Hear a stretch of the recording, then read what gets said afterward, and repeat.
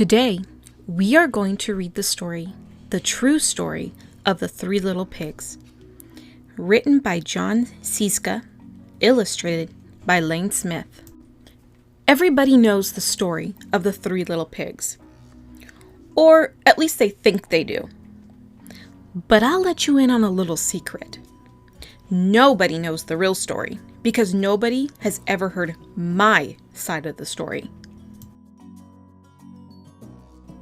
I'm the wolf, Alexander T. Wolf. You can call me Al.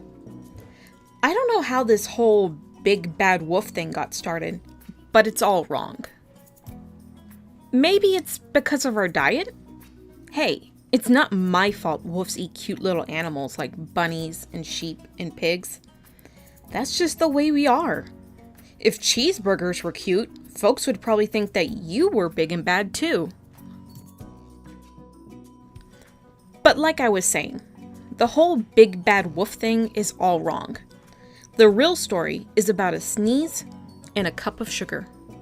This is the real story. Way back in Once Upon a Time, I was making a birthday cake for my dear old granny. I had a terrible sneezing cold. I ran out of sugar. So I walked down the street to ask my neighbor for a cup of sugar. Now, this neighbor was a pig, and he wasn't too bright either. He had built his whole house out of straw. Can you believe it? I mean, who in his right mind would build a house of straw? So of course, the minute I knocked on the door, it fell right in. I didn't want to just walk into someone else's house. So I called, little pig, are you in? No answer. I was just about to go home without the cup of sugar for my dear old granny's birthday cake. That's when my nose started to itch. I felt a sneeze coming on. Well, I huffed and I snuffed. And I sneezed a great sneeze.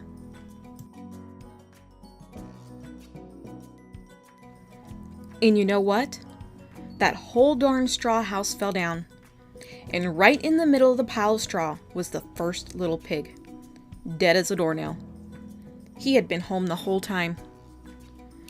It seemed like a shame to leave a perfectly good ham dinner lying there in the straw, so I ate it up. Think of it as a big cheeseburger just lying there.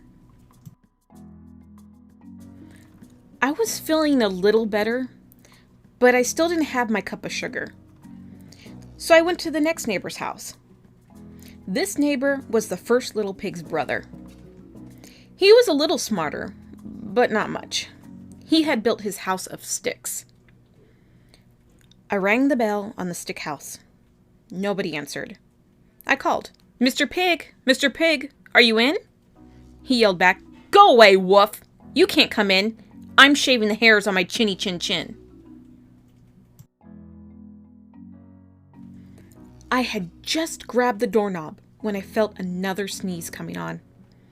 I huffed and I snuffed and I tried to cover my mouth, but I sneezed a great sneeze. And you're not going to believe it, but this guy's house fell down just like his brother's. When the dust cleared, there was the second little pig, dead as a doornail. Wolf's honor. Now, you know food will spoil if you just leave it out in the open. So I did the only thing there was to do. I had dinner again.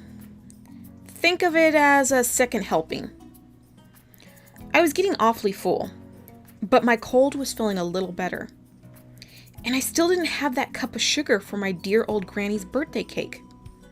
So I went to the next house.